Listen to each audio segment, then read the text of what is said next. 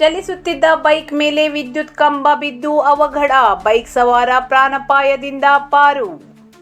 ಸಿದ್ದಾಪುರ ತಾಲೂಕಿನಲ್ಲಿ ಚಲಿಸುತ್ತಿದ್ದ ಬೈಕ್ ಮೇಲೆ ವಿದ್ಯುತ್ ಕಂಬವೊಂದು ಬಿದ್ದ ಪರಿಣಾಮ ಬೈಕ್ ಸವಾರ ಗಾಯಗೊಂಡು ಅದೃಷ್ಟವಶಾತ್ ಪ್ರಾಣಾಪಾಯದಿಂದ ಪಾರಾದ ಘಟನೆ ಸಿದ್ದಾಪುರ ಜೋಗ್ ರಸ್ತೆಯ ಪಡವನಬೈಲ್ ಸಮೀಪ ನಡೆದಿದೆ.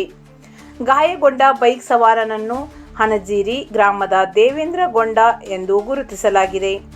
ಅವರು ಜೋಗ್ ರಸ್ತೆಯಿಂದ ತಮ್ಮ ಸಂಬಂಧಿಕರ ಮನೆಗೆ ತೆರಳುತ್ತಿದ್ದ ವೇಳೆ ಏಕಾಏಕಿ ವಿದ್ಯುತ್ ಕಂಬ ಬೈಕ್ ಮೇಲೆ ಬಿದ್ದಿದ್ದು ಪರಿಣಾಮ ಸಣ್ಣಪುಟ್ಟ ಗಾಯಗಳಾಗಿವೆ.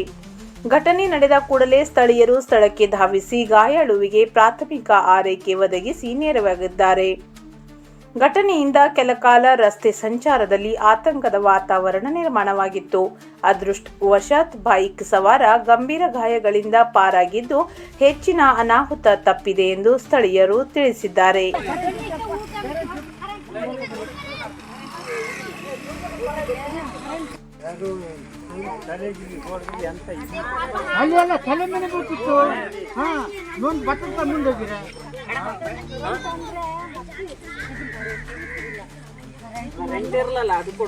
ಇಲ್ಲ, ಕರೆಂಟ್ ಇತ್ತು, ಅದ್ ನಿಮ್ ಗ್ರಾಚಾರ ಕರೆಂಟ್ ಆಗ್ಲದು. ಕರೆಂಟ್ ಬಿದ್ದ ಮೇಲೆ ಸ್ಟಾಪ್ ಆಯ್ತು, ಲೈನ್ ಹೊರದೋಗ್ಯವ.